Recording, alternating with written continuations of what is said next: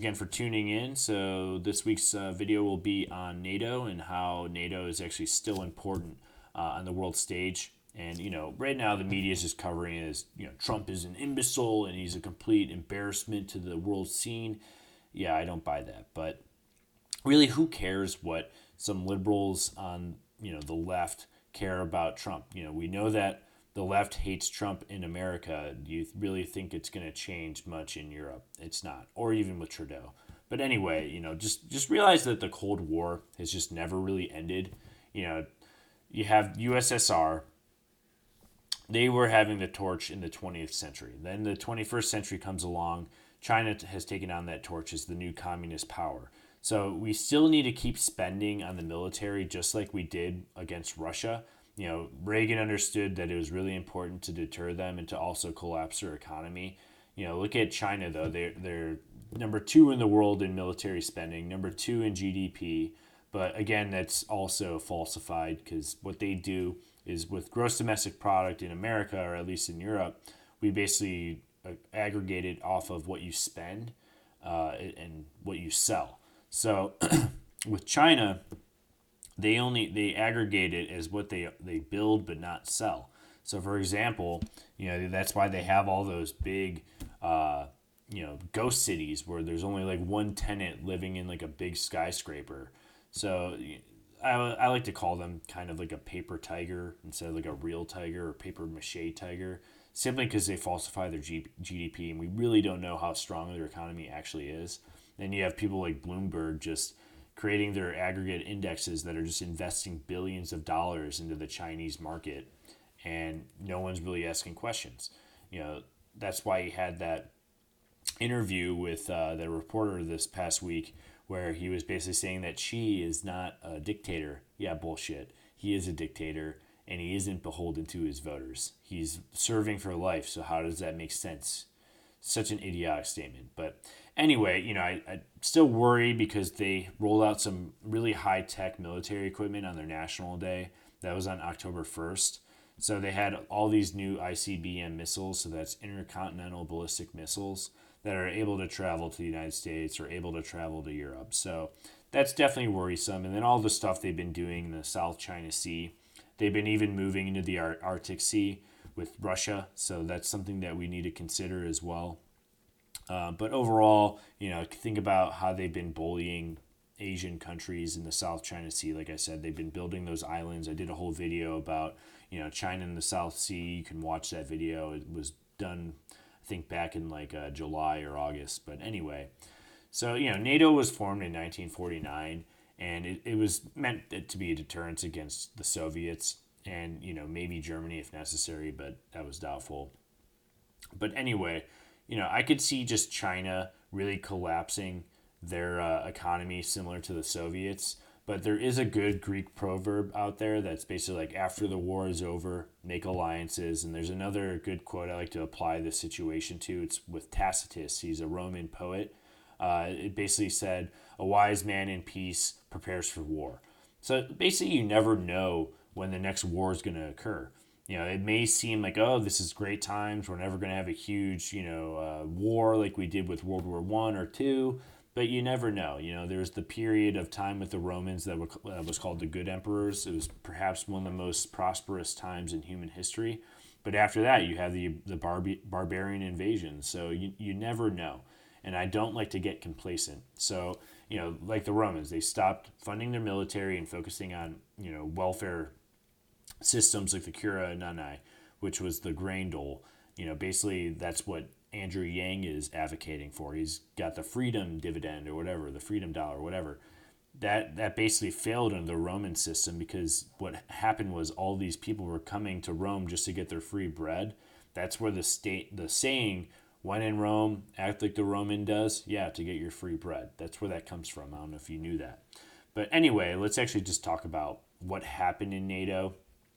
You have the talk about how Macron said that NATO is basically on its, he said it's brain dead or brain death, whatever the translation is. I can ask my wife. She can tell us exactly what it means because I think he meant brain dead. Like it's basically just like a dying alliance. But you got to think back too. Like the French haven't always been involved in NATO. Charles de Gaulle actually removed the French from the military command in 1966. So you have this kind of connotation in the French mindset that they almost don't need it.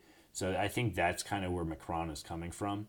But kind of fun fact is that was the military command post was in Fontainebleau, which is actually where my wife is from. So that's why I thought that was kind of interesting. But anyway, there was just some like meaningless like content that was being thrust out into the media this week regarding NATO, like how Trump was conducting himself or Macron and Trump were fighting. Like don't really buy into that, because really they're just trying to create drama, create clicks. But basically Trump was just joking when he said that was a politician answer. He was laughing. Him and Macron actually like each other a good amount.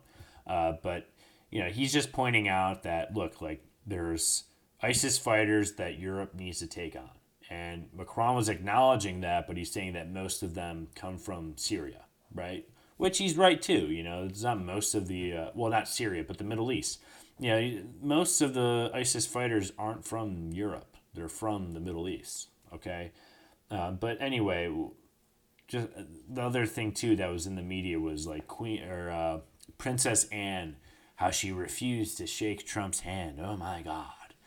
Like, who cares? Like, if she wants to make a fool of herself on the world stage and resist or protest, whatever she wants to do, by all means, look like a fool. You have to act the part or do the part. And if she didn't want to take a picture or shake his hand, whatever, who cares? And then the media is going to spin it like, oh, she's so brave. She's so powerful. Oh, my God. But anyway, you have Trudeau just basically talking smack behind Trump's back to like Boris Johnson and some other people. I think it was like the PM of the Netherlands or something. And he was saying like, oh, their jaws dropped down to the floor. Like, I don't care what you think, Justin. Nor do I care what Macron thinks. Like, their numbers are so low. I mean, yeah, Trudeau just won his election, but barely.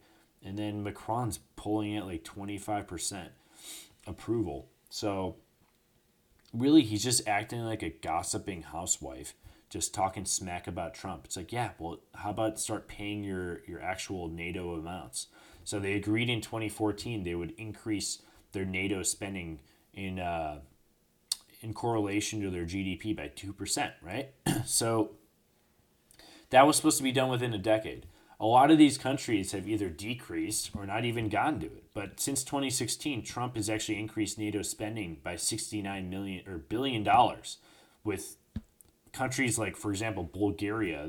Their president just visited, or their PM, I think his name's like Borislav or something.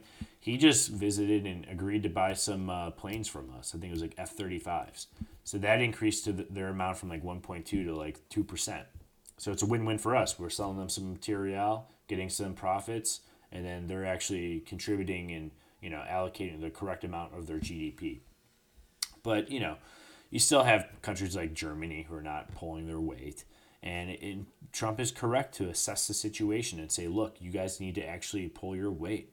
And sure, we have 10 years to do this, but at least show a little bit of, contrition that you feel bad that you haven't paid the amount that you're supposed to pay by at least 5 years. It's been 5 years. It's been since 2014. They haven't really changed much.